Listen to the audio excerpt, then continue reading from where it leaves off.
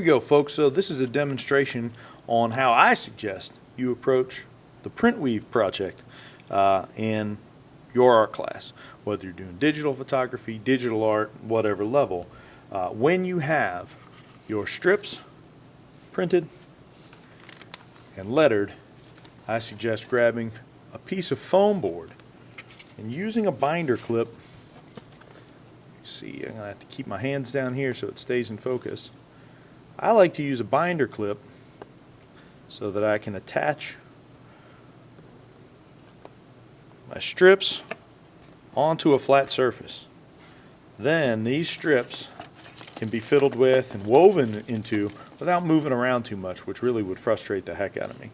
So I'm going to rotate it sideways, and I've got to look. I previously ordered my strips in alphabetical order. So I got to dump out all my different strips and find the one with the letter C on it. That's in order to get strip C to fit in, I left white paper on this side so that I can tell A, B, and then C is next in the sequence. Now I need to go over first, then under.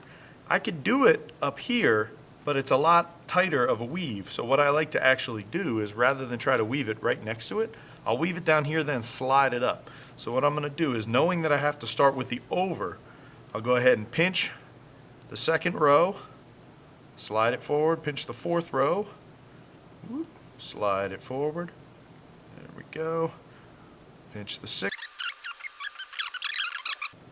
whoops, slide it on up. Now as you start to fill your rows,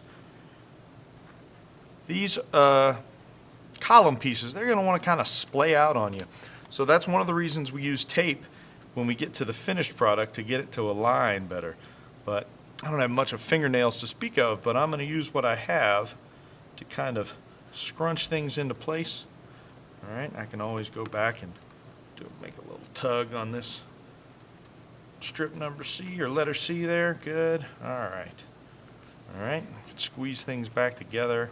All right, now I need to use D. Here is D. I need to make sure the D is going to line up with A, B, and C. So this time I have to go under first, then over.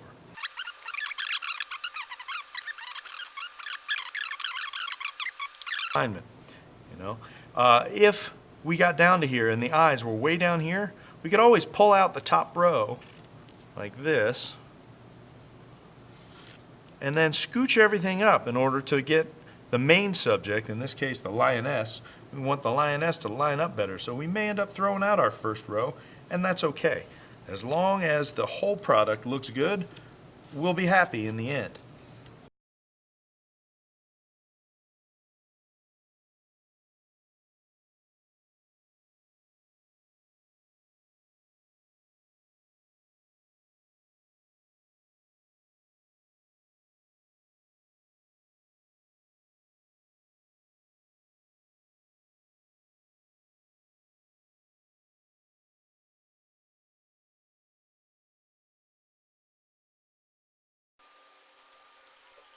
So a quick zoom in here on the old face for the lion.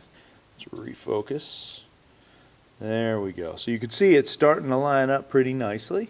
All right, we're not quite done yet, but hopefully you can see how cool it's going to look, especially if you use contrasting colors